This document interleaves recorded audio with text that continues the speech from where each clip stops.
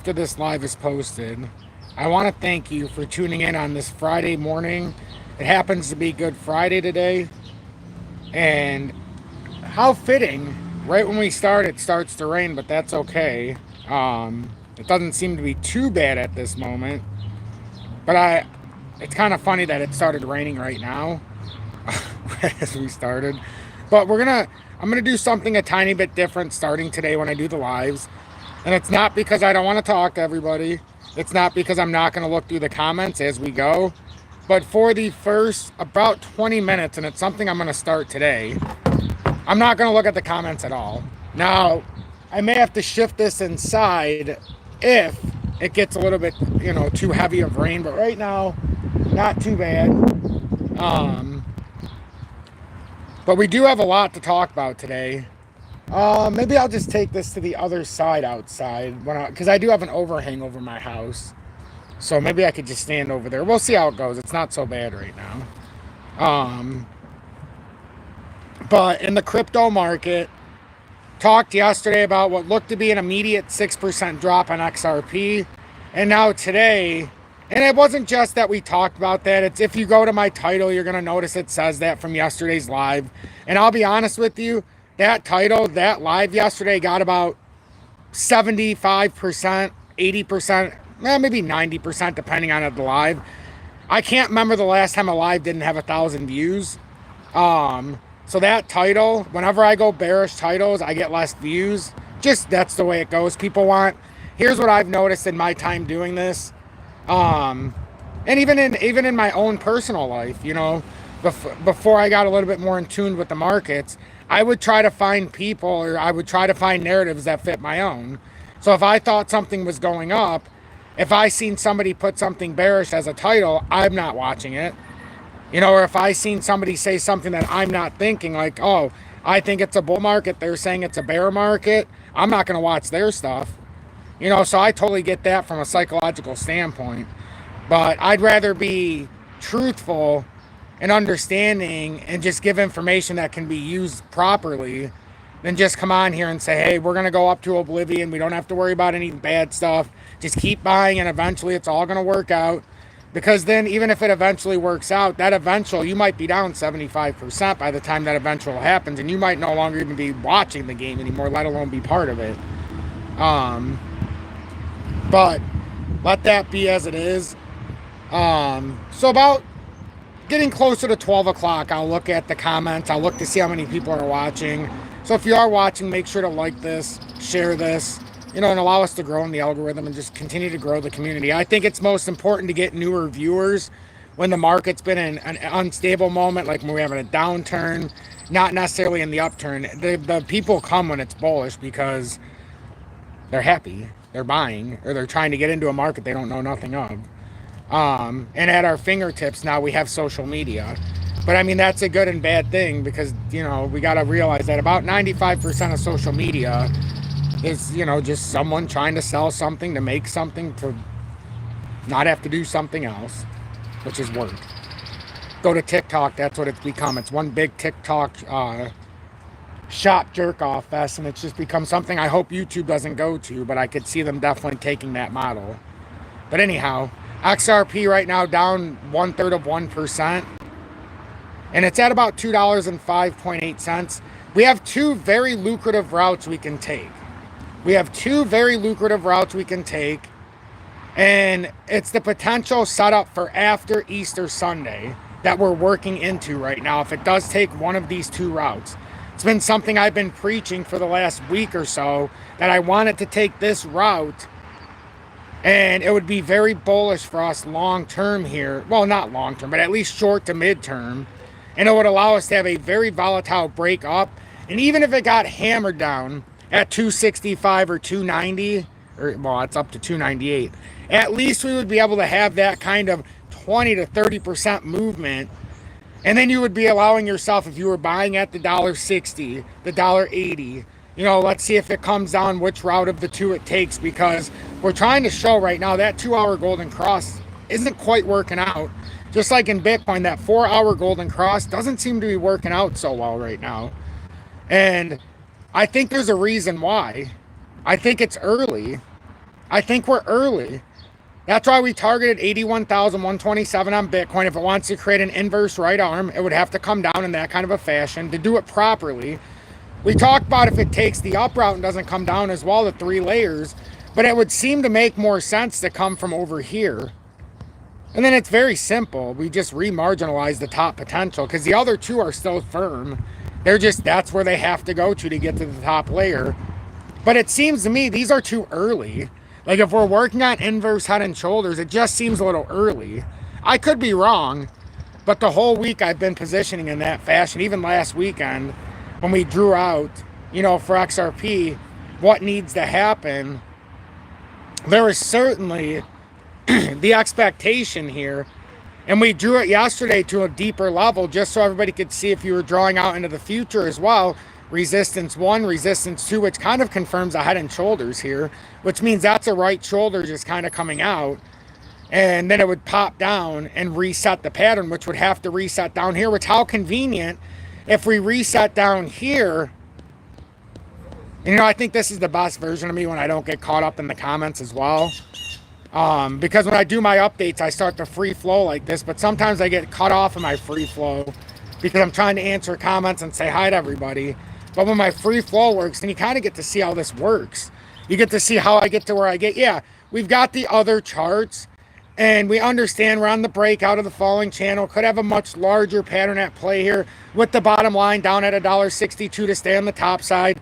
We understand if we look at it from a slightly different perspective on the USDT chart, that if we come down, we could be building an inverse right shoulder, and then it kind of brings us down into this, maybe it is the $1.93 range, right? If we lose this pivot point layer on this pattern, break back up on the short term, but overall we know we're in a much larger setup and we could be caught up in that. But the pattern right here kind of brings it all together.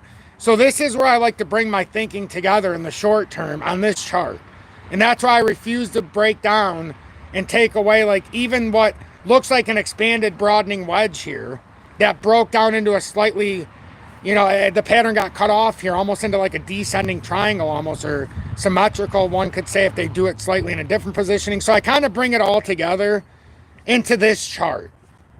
And then when we bring it into a smaller scale, I like to do it in real time. And we did this last week before we started breaking up what we were projecting. If this was an inverse pattern, what would need to happen? And yesterday, fortunately, because we had a decent amount of people in here, not the most overzealous crowd, because we were more bearish. Well, we didn't start bearish though, even though the title would have deemed it bearish. I went through the bullish routes, and then we were able to fine tune this as well. This was already set up. We can always reposition the downward potential. So this blue line is going to be something that'll be here from now on my charts, if we're in a pattern where it can break down to still support that bullish narrative. I'm going to start doing it in ways like this, like I started last weekend, so that you can see how much potential down there was. Remember when we started, it was way up here, so the potential down was well over 20%. It was actually maybe a little bit higher. But now that it's constricted a little bit, I still want to keep it like yesterday because we're still within this pattern formation.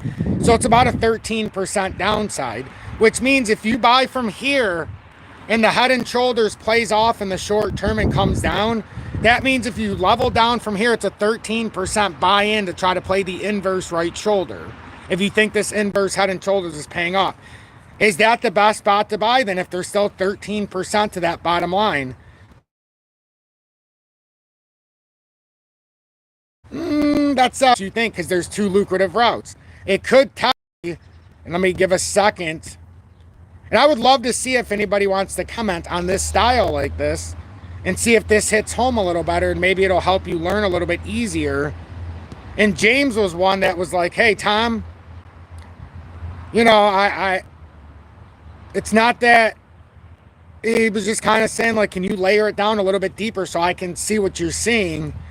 And from like not as an experience for the ones, especially the ones who are just coming in newer, like have it set up in a fashion to where they can see exactly what you're thinking, but also the potential within a move. And also, like, I felt like he was trying to ask me, like, what's the difference if I buy here compared to where it could be the proper spot if it comes down to the full consolidation? Like, what does that look like? So I kept trying to think of what can I show. And I think showing this range, even though I did it backwards, honestly, because if I want to do the price range, yes, it's nice to show 13%, but I also think it would be a little bit easier. Let's see what I could do here, because I want to take it from the top to the down. I keep trying to think of what's easiest, and I could keep it like that. I could make this a little easier. Maybe not. Nah, I guess I'll keep it with the price range like that, but I like it better like this, because then you're seeing the negative. We're seeing the negative potential, right? Minus. We weren't going up. We were looking at it before like we were going up, and you know, not seeing the minus on there might lead somebody to not look at it seriously like it should be. So as the range tightens, and we're going to have to come out this way. It's not just going to be a straight drop. So I'll measure it back up how it was. So now you can see it's a minus 12% range roughly. Even if it comes up to the top. And here, let's, I'm very precise. I like to be precise. Something like that, 12.3%. So just pay attention to that.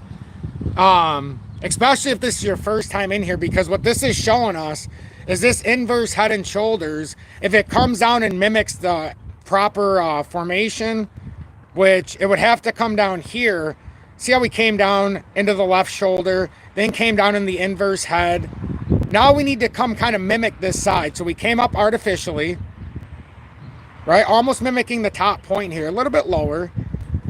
And now we're going to have to mimic what this put out here, in my opinion. So now you drop down, have that big drop here, you know, just about, it was about a 25% or 23% drop in totality, but from here it's about the mid drop. So it's either you get caught up here at about the $1.99, $2, or you finish this off and try to create this inverse right shoulder is what I was trying to illuminate here. And then I put on another chart, and it's important because we put the topping on one of these. I can't remember which one, unless I deleted it yesterday. But we had where we showed the three tops of this head and shoulders.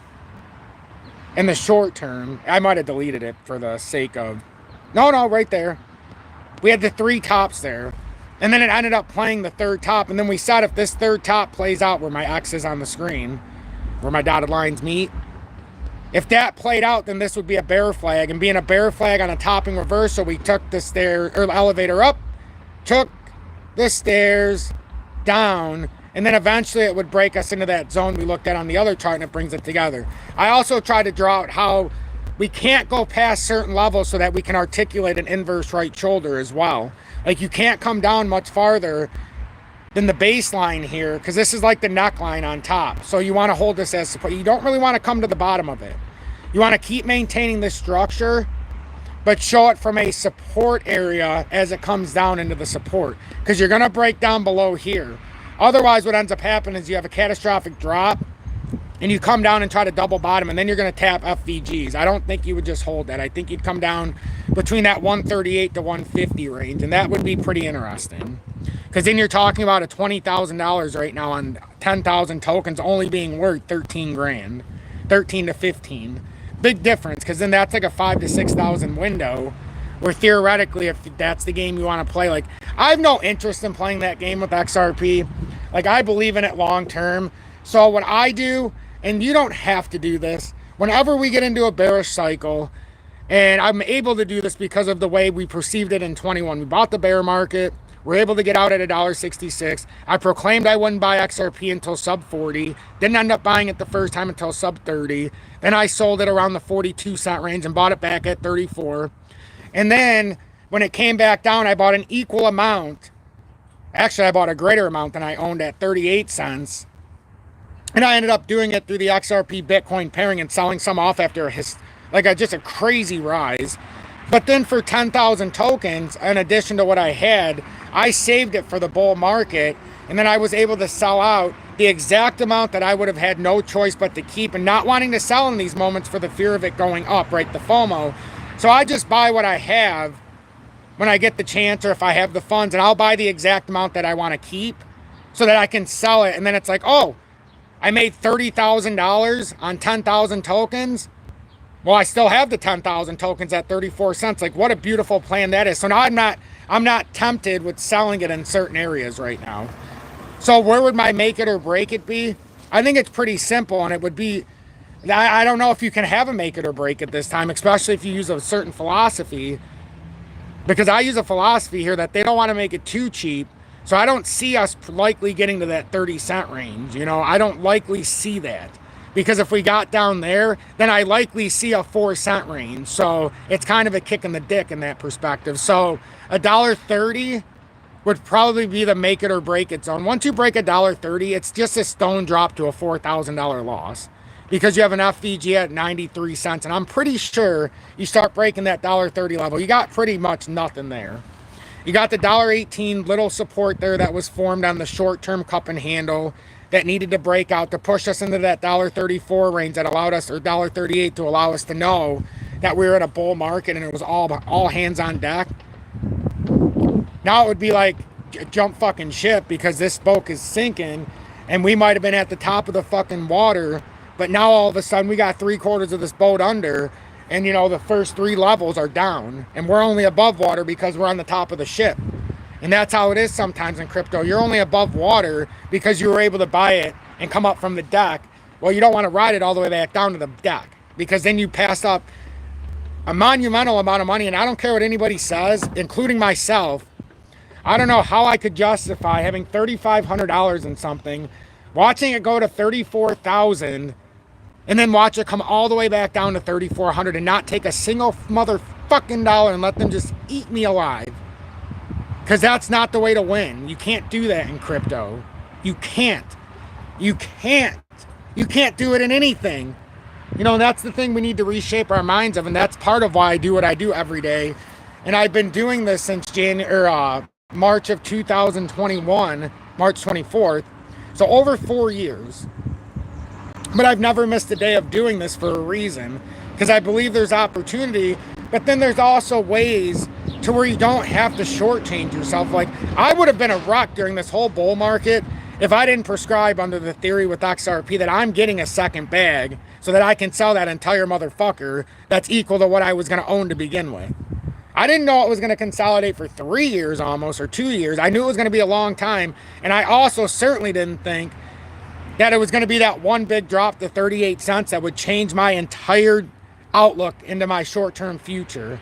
Because just by that dropping to 38 cents, I was able to make, like, and free and clear selling it, 30, because it was like 13. I bought $5,000 worth when it went down to 38 cents. Some I unloaded off the way, because the XRP Bitcoin pairing suggested there was one sell initially somewhere around $1.30, $1.28. I want to say it was back in, I don't remember the exact time, because it's been like 6 months, but it was back then. So I unloaded some to pay for the initial part, and then I rode like 12,000 XRP all the way up past $3 as that 38-cent bag, and I was able to sell all of them over $3. I came out with a proclamation, I think it was late December, early January. I think it was in December maybe still, but it's a video where I sold 70% of my crypto. Well, a big part of that was because I sold that bag of XRP. That was a huge thing. And I got a lot of criticism, but I'm like, listen, I'm going to take this money. I got new windows for my house. I redid my kitchen. I redid my living room, my floors. It was a big house remodel. It cost me like $60,000 to do all of this. And I made over that in crypto in this bull market. And I still have 1.6 million DGB. I still have over 10,000 XRP, over 20,000 XLM. You know, I still have over 33,000 algo. I still have almost 500,000 ZIL, a couple 100,000 V-Chain. I don't know how many H-bar is sitting there. I don't even think there's any. I don't have any H-bar right now, to be honest. But I bought it at 4 cents and I was offloading it because it had a big move. So you can't hate me for playing the game the way it's being played and understanding just, like, that's the thing that hurts me, is I understand economics, but I also understand what's coming. So there's a reason why I still have 1.6 million DG. It all depends on positioning of a certain asset. And I also know that we are going to go into quantitative easing. we got another historic lesson yesterday, if you paid attention, with the European Central Bank and LaGuardia. And remember, the central bank in the USA, how many of you actually know what the central bank is? It's the Fed, ladies and gentlemen. In the USA, and I won't talk much about this, JW, because when you talk too much truth, you get cut off. But the Fed is the central bank in the United States of America. For some of you who don't know that, doesn't that make a lot more sense of why the Fed acts the way they do and makes decisions that seem to only hurt us?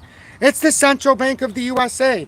So the ECB, the European Central Bank, it's almost in the name, isn't it?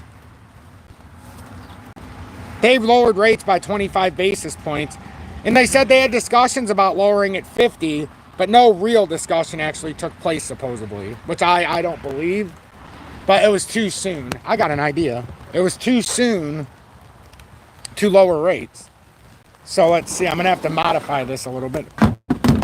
If you guys only knew the way I did this show, you would laugh. You would laugh. This is like the lowest budget. Because I don't want to pay anybody to do anything. I want this to be organic. This has to be me. And you know, sometimes making the best product is struggling during rain.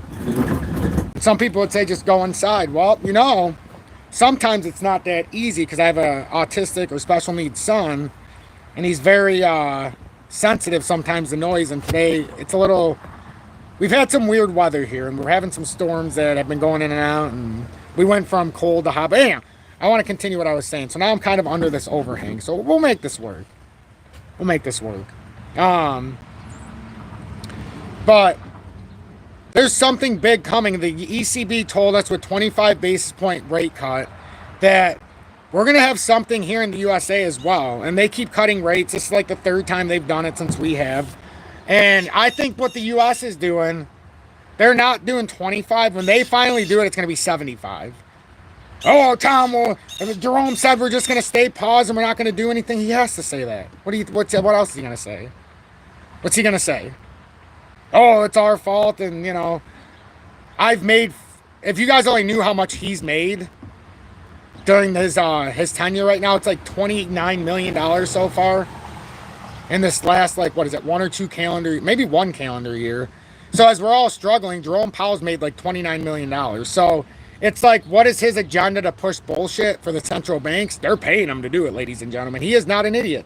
I've watched this man, just like Gary Gensler, do speakings, and they are nothing but dumb. Hell, Gary Gensler wrote the book on a lot of the stuff we preach today. He just gets paid a lot to act like he knows nothing. With that being said, JW says, get to the intro, Tom, before you get banned, and I agree, sir. Good morning. 11:53 a.m. Eastern Standard Time on this Friday, April 18th. 2025. I'm XRP future millionaire with the side bet on XM and future Digibyte OG, and I reside in the great state of Michigan. Woo! What a day! What a day! And I know a lot of you remember I didn't even want to buy Zillow back, but it forced my hands when it went under a penny. It's like, well, I got no choice here. I've never seen it under a penny. So it kind of teased my heart. But, you know, I'm happy I did it, because it's up like, I don't know, a little bit. Nothing major. But I still could see these levels we're talking about. Let's see how many people are watching. Wow, 118. I didn't know if I was talking to anybody or just myself. Apparently we're talking to some. I think the rain has given up, so I'm going back. I don't like that spot. I like this spot, because then we can see the back. But let's see.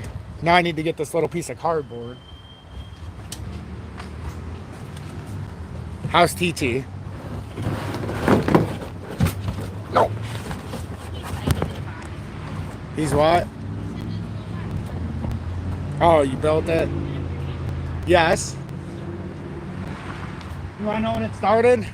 Right when I started talking, it started raining. The moment I said my first word, it started raining.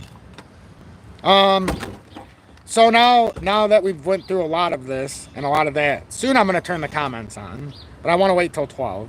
I want to finish this point. So since we're looking at what could happen on that drop, like the two lucrative ways for XRP, technically technically that first lucrative drop has already happened.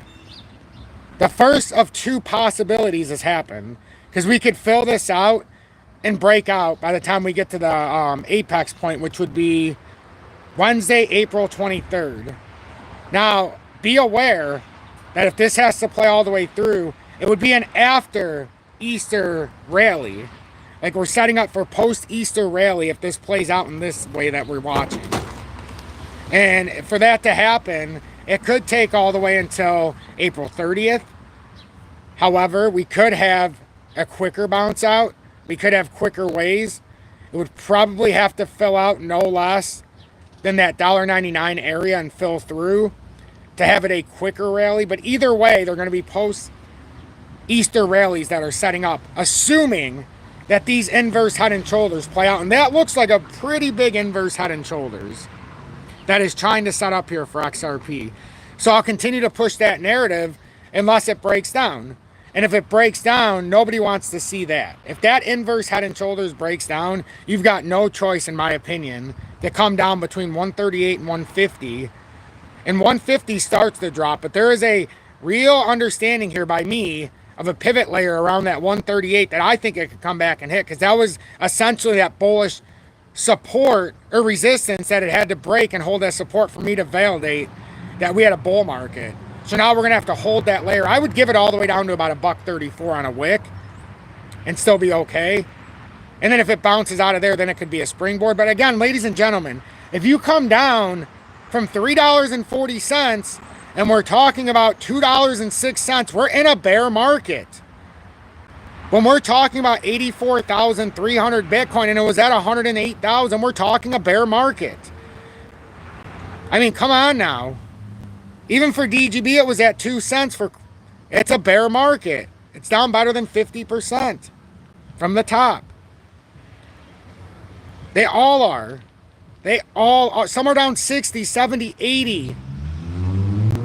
I mean, we are in a bear market, and the faster you understand, especially the newer people, the more you can't get conned into certain things. Like, yes, you're going to see it go down more than it goes up every single week until we reverse the narrative of bear to bull, which means we're going to have a consecutive 20% move within days leading up. It can't be 10% up, 18% down, 20% up, 15% down, because it's still a daily decrease in a weekly sense or monthly sense.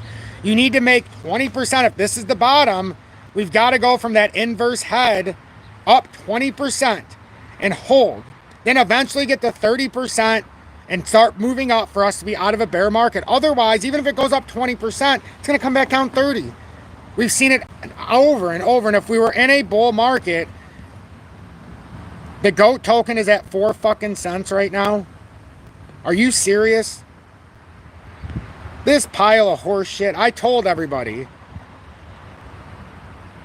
And I even gave my expectation, like, this is what they did. There's so many people that lost out on years of understanding with XRP because everybody said that this was the next big thing in the XRP ledger. This is better than XRP, yada, yada, yada. That's because everybody got paid to say it. They got free tokens, and all these influencers are friggin' rich who pushed it. I hate to break it to you, and all of you probably still watch them. You know, so if you watched them and they pushed the GOAT token and did anything other than I did, and I even showed you guys my invite where they were offering me 100,000 GOAT tokens, and they said I could not sell until like $1.28. Do you know how much money that would have been? I would have made $128,000 by doing that to my audience. That would have been life-changing money, in a sense. Oh, I made good on the crypto bull market, but I could have doubled my crypto bull market by some. But instead, what I did was I came out and showed you what they sent us as influencers to pump the shit out of this token, and the only caveat was we couldn't sell to it at a certain point.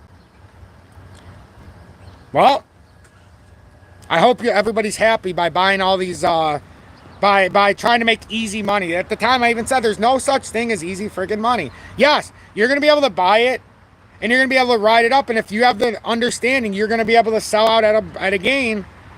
But I haven't met one person who doesn't have that greedy shoulder. Hey, right? I put $10,000 in and it's worth $15,000. All right, it's worth, I put 10 grand in and now it's worth, let's see, 50 grand. But if I leave it in longer and it goes to the peak where everybody says it's going to be worth 600,000. So no matter what you do, that's why I always say, be careful with the $10,000 XRP. Be careful with the $100 price point in XRP or the $50. Let's just get to all-time highs and then clear that $10 hurdle for the first time. Because for me, I see everybody who's looking at a $3,500 move into a six-figure move at 100K saying, oh, that ain't shit. And I look at it and it makes me, it doesn't even make me laugh anymore. It actually makes me sad in a way because so many people passed up a great opportunity. Look at your normal jobs. How many of you could have bought, it had $3,500 from your job, you put it in the bank, and in 6 months, it turned into 34,000, or 3,800 turned into 34,000, or hell, let's round it off, 4,000 turned into 30 grand. How many of you does that happen to putting it in a savings over 6 months? No, in 6 months, that 4 grand is worth like 3 grand right now. The US dollar isn't even paired to 100. So the ones who we're not looking at it properly, and it's not necessarily the it's the way I say it when it comes to the world events and the news. It is and it isn't your fault if you believe some of the hypocrisies that they tell you. One, they teach you it from the day you go to school. They manipulate it on every single thing you watch on TV, the scripted programming, even the TV shows you love to death. They run the narrative by you in your very shows that you watch every single day to get you to understand what they want you to believe. So now you see it in a show, and when you see it in real life, you're like, oh, that's okay. And then you actually start doing it. You ever notice how on TikTok they have a whole bunch of people, or you see a bunch of coupons that pop up on the phone, and then in your everyday life you see the schlubs who are wearing that coupon, who are wearing the stuff that's been pushed to the same people? I would say if I was to afflict a generation of people with poison, I would probably do it through those means.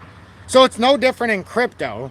You find the ones who are the easiest to manipulate, you push that exact narrative and agenda to them, and then they're the ones who cash out the ones who go the other way, like me. And it's not because I hate my audience, because most of my audience goes the same way as me, and they can cash out on the normal schlub. And if you're a schlub, there's no disrespect, you just fall into a category. I used to be a schlub for many years of my life. I was born broke. I thought I would always be broke. I was taught the broke mindset. It's all their fault. I'm broke because those rich, greedy bastards at the corporation are making all the goddamn money. Excuse my French, you know. But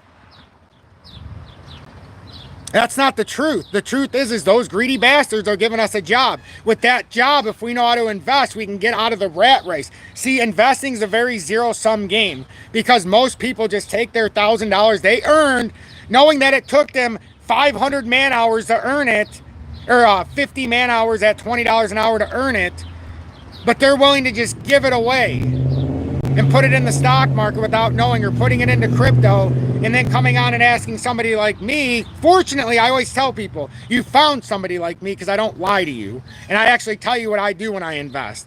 And I tell you why I do what I do and how bad it can hurt you if you don't do it the way I do it. And it's not that I think everybody else is wrong. It's if you're not doing it like me, you're wrong. Because I was taught by the best people, not one-on-one, but by watching their teachings. And I understand from a deeper level how it works in economics and how it works in investing and how they take advantage of the retail because of greed, fear, doubt, uncertainty, uneducation, lack of understanding, lack of perception, lack of reality, and most and foremost, the most easily manipulated ones. They always target the easily manipulated ones, especially in the bullish market. Because they know they've got no choice but to cash out. They've got to get as many fucking people as possible to buy the same bullshit rhetoric so that when they sell out, there's money coming in so they can continue to sell out. It's the same thing I said back in December. The shoe shiner and the guy at the gas station who I've been telling since 2022 to buy Bitcoin, because he wanted Bitcoin. I said, buy it when it's at 25,000, asshole. I don't know what you're waiting for, but it came up from 15 and it ain't going back down right now. And he's like, I wrote him a list of XRP, XLM, HBAR, Algo. He didn't like certain things, so I didn't write him a list. I literally took the time to write him a freaking list of all this stuff. And you're talking about DGB was at like 0.005. XRP was at 38 cents when I wrote this, or 40 cents. Fucking HBAR was at like 5 cents. You know?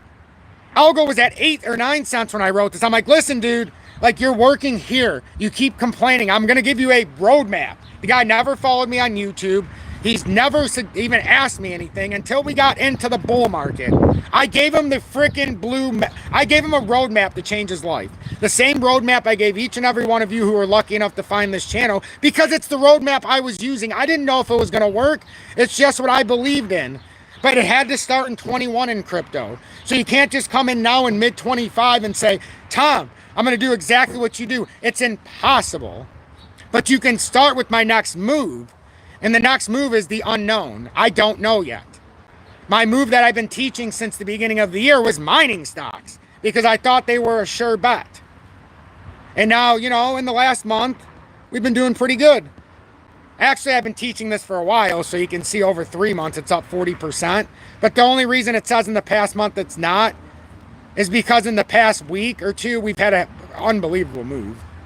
So if any of you follow the mining stocks, it's not that they haven't gone up 40% in the last month, because literally in the last 3 months since the start of the year, because in February, we're up 45% on B2 Gold. So there was opportunity. There's opportunity. It's just, they tell you to look here. Remember what I said before? They're telling you to look at crypto, which is a risk asset, when you shouldn't be right now, knowing the dynamics. You should be looking at mining stocks, because the gold and the silver coming out of the ground, especially gold right now, the cheapest way to get it is to get what's not out of the ground yet. Because what these mining companies have done strategically, and I've been trying to teach it every step of the way, is that they've gone deeper. They didn't sell a lot when gold was at 2,500, 2,000, 3,000. They weren't selling it. They kind of pulled back. They ate their lumps and said, we're going to sell it when it gets more expensive. And all these companies that have done this, and I'll show you a perfect example. B2 Gold on its earnings, its last time, and you'll see this for a few in a row. They missed revenue by, they missed earnings by 83%. Not because they didn't make money. They were still in the positive. They kept it in the ground. They kept it in the ground. They bought new mines as well, but they kept the gold in the ground, which means when they take the gold out of the ground, you see what's happening with these big structures building possibly. Once they take it out of the ground, gold's not priced at 2,000 yet in the mining stocks, let alone 3. So what's going to happen when it comes up with the actual pricing, when they actually take it all out of the ground? Better yet, what happens to the silver miners when the silver price actually breaks 35 and goes ballistic? You know, some of this stuff we've been buying since $3 and less at times on Fortuna, but holding it steady since just over $3.50.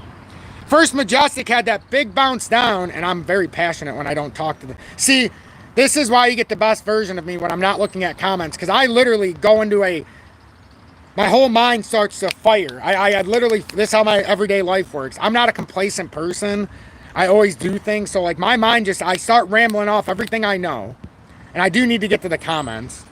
But you know, this isn't going to be for the faint of heart, I can promise you. But you know, this is just something that, but we had a big dump down back here. This is when they bought and acquired a new, they had an acquisition, and it made their books look like they didn't have anything. Like it looked horrible. And everybody started dumping the stock. And I came on here with an emergency update. And I said, I bought it here at 457, 450, 467, somewhere in that range. And I said, this is a historic opportunity because it had a big drop down. And really all it did was built the inverse head after an inverse left shoulder, inverse right shoulder. Once this breaks out, I mean, you're talking about just being able to understand why it dropped down. It's already up 36% from there. But once it starts to do its thing, and it might come down, who knows, maybe it'll come through, you never know. But it was building a bigger pattern. So I'm going to turn on the comments. I think I got out everything I wanted to get out. And some of you might like this new platform. Some of you might hate this new platform, the way I'm doing it. But I like it. I got out everything I wanted to. So I'll see what everybody says in the comments, because I don't know how many people are going to like it. Let's see. I agree with you, Tom. Bitcoin can go up 10,000. So let me start from the top.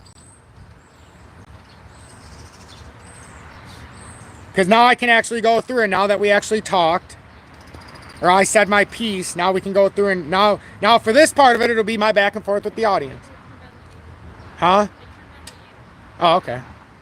So let's see. I hear you talking, Tom. Keep it up. Now I got to make sure and try to do this with everybody commenting. So let's see. Yes, JW here in spirit. Yes, he is. Tom, do you ever short at any time? I have one on breath. Okay, so Kat, that's a great question, love, and thank you for being in Tom's Army for over 3 months with the XRP Meteor.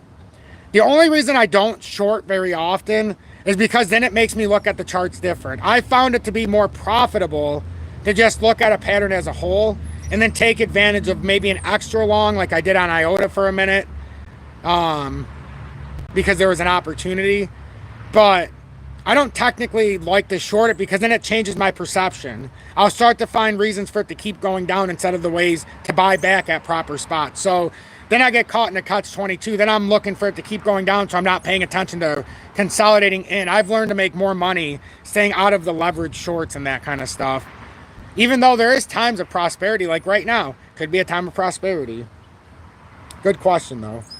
Edgar says 130 is where it's going. It very well could. Crypto Scrooge, welcome in, and thanks for being in Tom's Army for over 3 years with the XP Diamond Hands badge. James Zulis, thank you for being in Tom's Army for your second month with Dusty Dollars House Crypto News. You said the inverse head and shoulders you're showing will be for most crypto or just XRP? You know, it'll be for most crypto because they're going to have to build, it's going to be for all crypto for the most part. Because they all, even Bitcoin is working on that inverse right shoulder if it wants to put it in. So, if it wants to match it. Now, there is the case to be made that it could bounce from here, though. That's why I'm showing the two lucrative routes, because it's already come down once and tapped the top end of what could be conceived as like a little elevated inverse right arm. It doesn't happen as often. Most of the time, they're more stationary, especially when you have a down-sloping neckline that you can tap as support. So, there's a few factors working against it, plus going into a thinly traded weekend, which we're already in. Today's not trading as normal because the ETFs are not technically going as normal because it's Good Friday. So like commodities, gold, silver, you're not seeing anything happening there. But you're seeing like the DXY is still able to, I think the DXY was able to move for a little bit today. I thought I seen it moving around earlier. Maybe I'm wrong. Maybe it was just updating on my chart. It could have just been updating from the day before. But markets are closed today, so... You know, this is very much acting as a weekend right now, except it's like the end of the trading week without that big push. But I still want to see if we do take that upward route after this first half of support. Papa Wheelie, yes, if it went down to, so it would create a double bottom if we form this. Like, if it came through here and came down into here, and it formed down to that 150, you would have a nice bottom here where it went boom, swung around, and then you could technically form a double bottom. It's easier to see in the higher time frames, but I will caution you with this. If it goes all the way down there to try to form a bottom, you have invalidated a very large inverse head and shoulders. And with that happening, that's never good, because then, yes, technically you could double bottom there, and this is why it scares me though. The fact we went so long and created this, here, let me go on a different chart. So I don't ruin the integrity of that one and it's easier to see. Okay, that's not going to be easier to see there. Let me go to the other chart. This will be the easiest one. So now the problem is here, if you ruin the integrity of this inverse head and shoulders, you have created a lot of topside pressure here that all of a sudden goes from an inverse head and shoulders to a topping reversal pattern. And if you come down too far, it's almost like you could see it in the making, and that was the final straw, and then you ended up topping out. Big bearish pattern, right? And then it just ends up, that's what you don't want to see. So it's a double-edged sword there. I would much rather it not come down to that. I know it sounds crazy.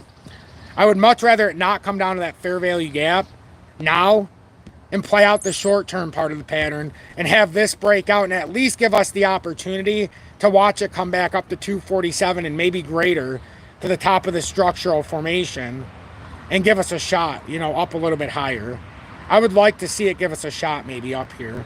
I don't think it'll get up to 409 on that exact first shot, but I do think this is where you would have to look at it. It would give us a shot to come up here near 240, you know, 238. And that's a far cry from going all the way down to $1.60. But, you know, there's a lot of evidence to suggest that, you know, we might not have the strength here, but we're waiting for something. Easter Sunday is interesting because things work in mysterious ways on the Lord's Day. And oftentimes I have seen unexpected rallies in other markets after Easter Sunday on the next trading week where things happen pretty quickly. I've also seen it in crypto in the past. Now we can go back one calendar year and see what we did in crypto. I think that would be a good idea. Let's go back one calendar year and see what we did 1 year to the day. But what was Easter last year? Can somebody type in right now and tell me what Easter was last year? What was Easter Sunday's date so that I can go back appropriately? Crypto Scrooge, we got out in 2021 neatly, Tom, with your lead. Oh, we got a lot of people that it changed the fortunes. Joseph says the right shoulder usually has a smaller slope. Yes and no. That's why we're hoping this is actually creating an elongated inverse head and shoulders, and we can power out from what looked like a head and shoulders pattern to start. But, we'll, you know, it's going to have to take, you know, and that down sloping down channel is also a reason why we do have a little bit of hope here. That's why I keep saying, you know, it doesn't have to come down.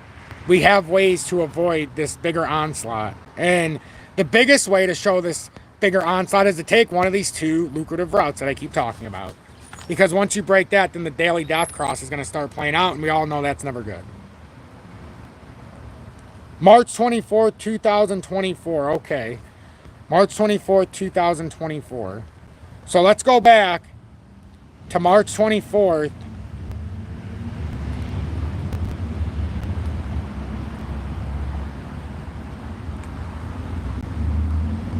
So last year on Easter,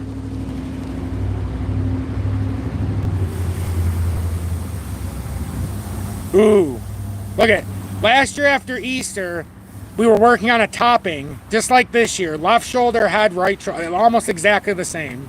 At Easter, and we ended up dropping down from Easter Sunday at 66 cents.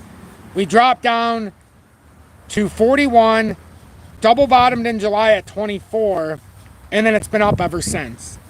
So could we have a similar thing where we're going to come down and bottom out after Easter again and then have some kind of breakout? You know, that. So if we just look at the past, our past history would suggest we're going to start coming down, you know, leading into Easter Sunday, and we have. And that's our 1 year past. And then we'll bottom out in the pattern structure, which for us right now would mean a revisit down to probably $1.83 and try to hold that part of the structure. And then power out with an inverse head and shoulders if it mimics last year. So we'll see. We'll see if we get the same similarities. But I think that's pretty interesting when you look at the recent history of last year and see what it did and how we're set up almost in a pretty similar formation. Topped out right before Easter, and now we're rounding down.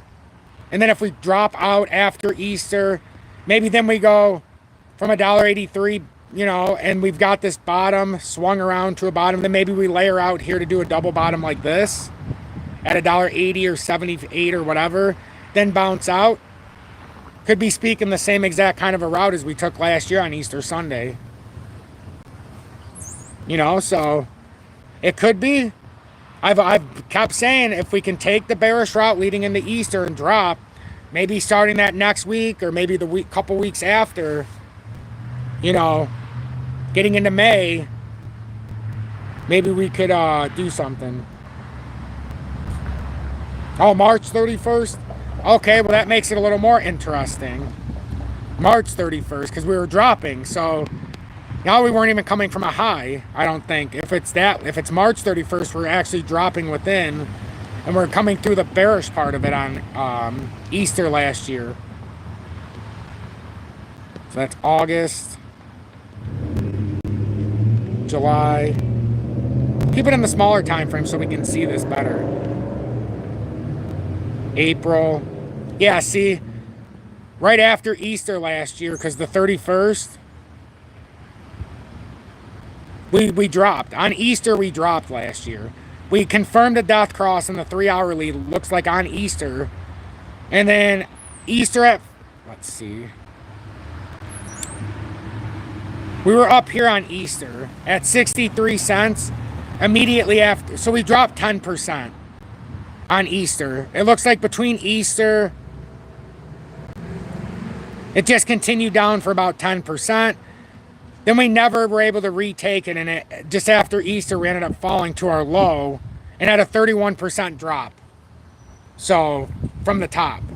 So right around what the price was on Easter, we dropped 31% in about 2.5 weeks. So after Easter last year, we dropped, and during Easter we were dropping. We just got some of the losses part on Monday, it looks like. But then we ended up dropping down, forming the head, and we came down 31% in 2.5 weeks after Easter. So we lost 1/3 of our portfolio after Easter last year in 2.5 weeks. Then it consolidated for about 2 months. About 3 months it consolidated. And then we had a nice move up to 65. We filled every gap on the way up. And we did it all the way up until our parabolic move. So Easter does suggest the downturn, but it also shows, remember after the pumpkins? You start seeing pumpkins, you know there's one last drop, and then a parabolic move to end the year. And that's what we say every year. Pumpkins, one last drop, parabolic move to end the year. So, and it's done that a few times in my history on YouTube. So, I mean, that's a pretty nice correlation there, looking like, so could we get a big drop? We could. Absolutely we could. So, but I got to start winding this down a little bit because Julie's got to go. She's got a few things to do here, and I'm kind of cutting it close. She has to leave at 12:30, so I want to make sure that she's got everything she needs. It's been an awesome live. If you guys do appreciate my work, consider joining Tom's Army. I would greatly, greatly appreciate it. You know, YouTube Super Chat, Cash App, Venmo, PayPal is the way to donate. But what I really need is for you guys to share this. Hit that like button and subscribe if you appreciate my content. It really does go a long ways. There's BITUNIX in the pinned comments. It's also on my homepage. I like to encourage people to use that because they have low spot and leverage trading fees, the lowest I've found. I can send money back and forth via crypto, via assets, stable coins, because you're not sending or receiving from a bank account. And it's like that worldwide. They never got rid of XRP, even with the lawsuit, so we have security there with that. We don't have to worry about it going away. It's been a game changer for me personally. It saved me thousands and thousands and tens of thousands in fees. I can't describe it. So take advantage of it. You know, on this Good Friday, give thanks to your Lord and Savior Jesus Christ. Give thanks to each other. Stay humble. Show humility. You know, don't give in to the evil temptation, but give that shining light. We're positive, not negative here. We're helpful, not hurtful for a reason. We don't know what somebody else deals with the rest of their day, and this might be the best time of their day. So we want to make it an informative and educational time of their day as well. Thank you, James, for the $2 donation. Thank you so much for that, my friend, with the YouTube Super Chat. Being in Tom's Army for your second month. Can I just ask everybody a question here at the end? Do you like the style today where I'm more just sharing what I know, sharing my thoughts, going through it, talking to you as if you're there, and then looking at the comments for the last 20 minutes or so? Today, you know, sometimes it'll be longer. Today, it's not going to be over an hour, obviously. But I think I like this better. I was able to free flow. I was able to share exactly what I knew. And, you know, you guys actually learned a lot more today than you normally would have because I was able to kind of bounce off of my own thoughts and continue down a path. Yeah, I'm going to walk inside. Yeah, Julie was just telling me she's got to go here in a minute. So, hopefully it helped. If you guys are watching this after the live, let me know at the end. So I just was interested. Some say it doesn't matter. 1986 Baldwin said this format was perfect. See, I agree. I tend to agree with that. I liked it today. I really did. Thank you, everybody. I appreciate it. Julie just signaled me. You just heard her say she's got to go. So thank you, everybody. Have a blessed day. I'm glad we were able to do 55-minute live. And we have 89 likes with 89 people.